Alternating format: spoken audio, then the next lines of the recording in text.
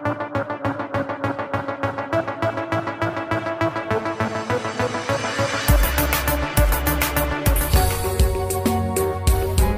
from around the globe. Hot, fresh, balanced and objective. On Unity. Hello and welcome to News Hour on Unity TV. The headlines: Ohanaeze Ndigbo to organize a peace summit. We are in talks with Facebook on combating fake news, says INEC. Federal government denies hike in petrol prices. And on the foreign scene, Japan to treat COVID-19 as common flu. And in sport, Dani Alves denied bail on sexual assault allegation. And those were the headlines, and for details and more of the stories, I am Rukayat Sani Ibrahim. The Council of Elders of Ohanaeze Ndigbo worldwide has said that it is planning to organize a peace summit to discuss ways of addressing insecurity in the country and the Southeast especially.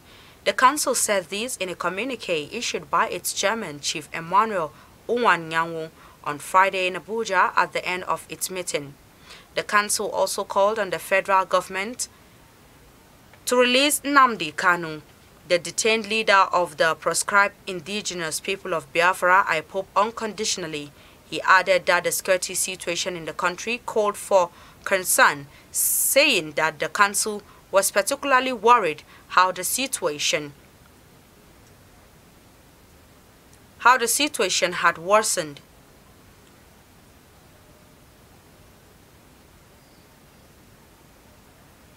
In the Southeast. Uwanyanwu noted that lives were being lost, innocent blood has been shed, while properties and government institutions were being destroyed. He expressed concern that most people in the region were unemployed, including graduates, adding that any government policy on employment without force ensuring security of the nation will amount to nothing. He added that the council, as part of its effort in curbing unemployment, had agreed to tackle the problem in moribund Niger Cement Company. Uwanyanwu said that the company had the capacity to address to a large extent the unemployment in the Southeast. Former Minister of Information Mr. Labaran Mako has called on Nigerians to use the 2023 general election to take a collective decision for accountability and good governance for a better and prosperous nation. Mr. Labaran Mako made the call while addressing supporters of the People's Democratic Party (PDP) during a campaign rally in Nasarawa, Egon, local government area of the state. The former minister urged the electorate to remain focused, steadfast, and resist the temptations of voting leaders based on emotions and financial offers. Mr. Labaran Mako stated that the power to usher in a new phase with selfless leaders who are sensitive to the yearnings of the people remains in the hands of the electorates, stressing that all the PDP candidates had what it takes to provide good governance centered on accountability and transparency. He also urged those who are yet to collect their PVCs to do so in order to vote PDP in February and March elections. The former minister assured PDP of delivering PDP in Nasarawa, Egon, and the state at large in the elections. He maintained the time has come for the people of Nasarawa State to take a stand and vote out leaders who have failed them, as according to him. The poverty level in the state had continued to rise, hence the need to give the PDP governorship candidate, Mr. Emmanuel Omubagudu, their mandate to change the narrative. Senator Walid Jibril, the chairman Atiku Ombugadu Campaign Council in Nasarawa State, also called on the people of the state and Nigerians to remain united and vote out the All Progressives Congress APC in February and March elections. This, he said, was to end poverty and hardship and improve on the standard of living of the people in the country.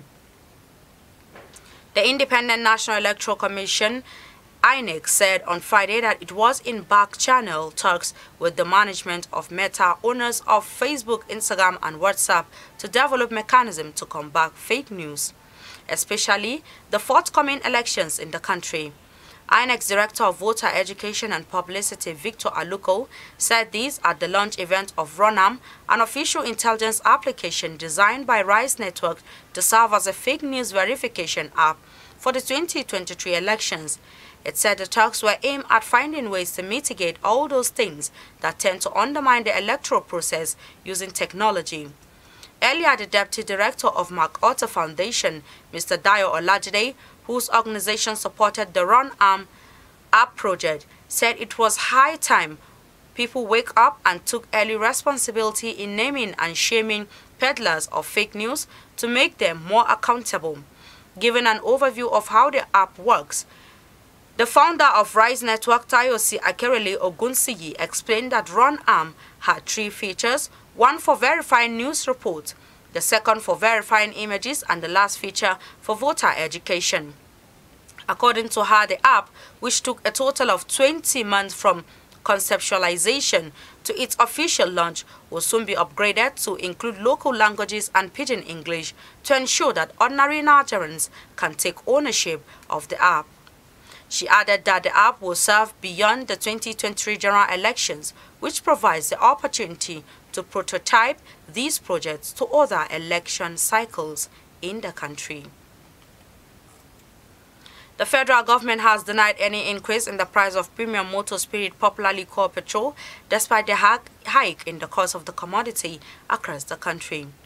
The Minister of State for Petroleum Resources, Chief Temipre Silva, in a statement issued by his media aide, Horatius Egwa, in Abuja on Friday, said the President, Major General Muhammadu Buhari, had not approved any price increase for PMS.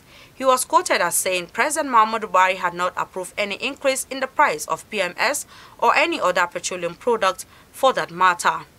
The minister continued saying government will approve any increase of PMS secretly without due consultations with the relevant stakeholders, adding that the President has not directed the Nigerian Midstream and Downstream Petroleum Regulatory Authority or any agency for that matter to increase the price of fuel.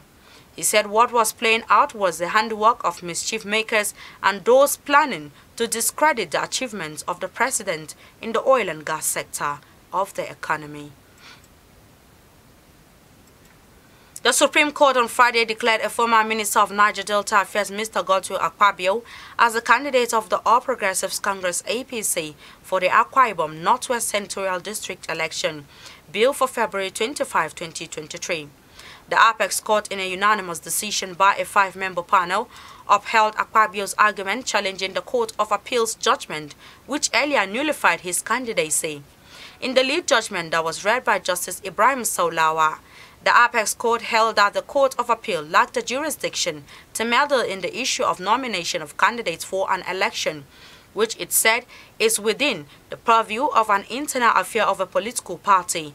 The Supreme Court panel resolved 10 issues Akpabio raised before it in his favor and accordingly vacated the November 14, 2022 judgment of the Court of Appeal in Abuja, which earlier directed the Independent National Electoral Commission (INEC) to recognize Mr. Udom Ekwadom as the authentic candidate of the APC for the Akwa Ibom Northwest senatorial context.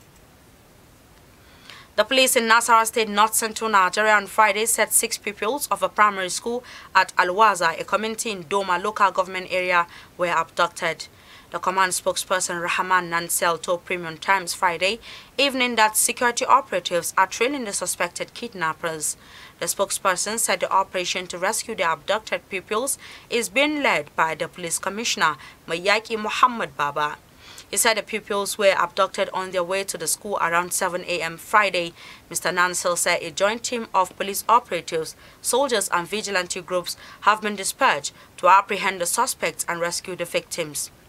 Gunmen, commonly referred to as bandits, have been targeting public schools, abducting students in North Central and Northwest Nigeria.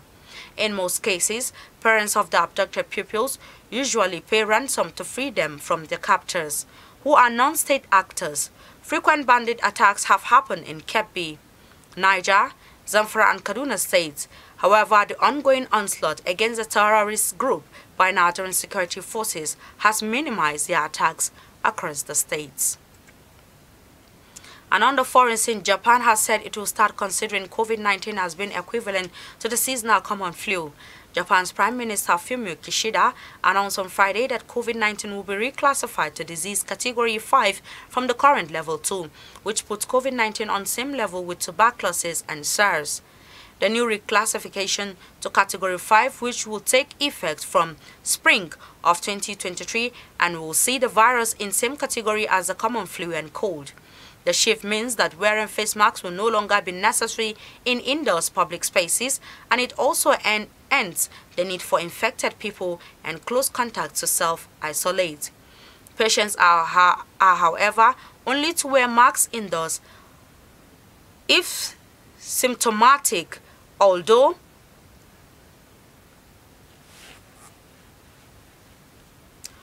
some Japanese experts have questioned the timing of the announcement, given that COVID cases were on the rise in recent times, with the current number of each case per day reportedly 338 per 100,000 people, a number that is up 40% from the previous week. In recent weeks, there had also been an uptick in deaths correlated with a rise in infections in the elderly. Japan recorded 500 fatalities last Saturday. And in sports, Spanish court has ordered that Brazilian footballer Dani Alves be held without bail on allegations of sexual assault. He had answered a summons for questioning about events that allegedly took place in a nightclub. Brazilian defender Dani Alves was arrested on Friday and later denied bail by a Barcelona judge amid allegations he sexually assaulted a woman. He had answered a police summons for questioning by the judge earlier in the day. The judge later agreed to prosecutors' request that he remain in custody without bail. The court said in a statement he had been questioned about events that allegedly took place in a nightclub. The allegations stem from the night of December 30 to 31, 2022 and had been fairly broadly reported in Spanish media. A woman told nightclub security staff and then police that Alves had touched her inappropriately under her underwear in the club. She filed a criminal complaint with Catalan police in January 2. Alves later appeared on television station Antena 3, saying he had never seen the woman before. His wife Joanna Sanz spoke to the same channel in his defense, but said her husband had been out with friends that night. Alves and his representatives did not immediately comment publicly on Friday.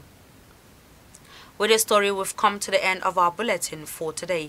You can follow us on our social media handles at Facebook, Instagram and Twitter at TUNTBE Radio FM TV, respectively. I am Rukayat Sani Ibrahim. Thanks for watching and enjoy the rest of our programs. Unity.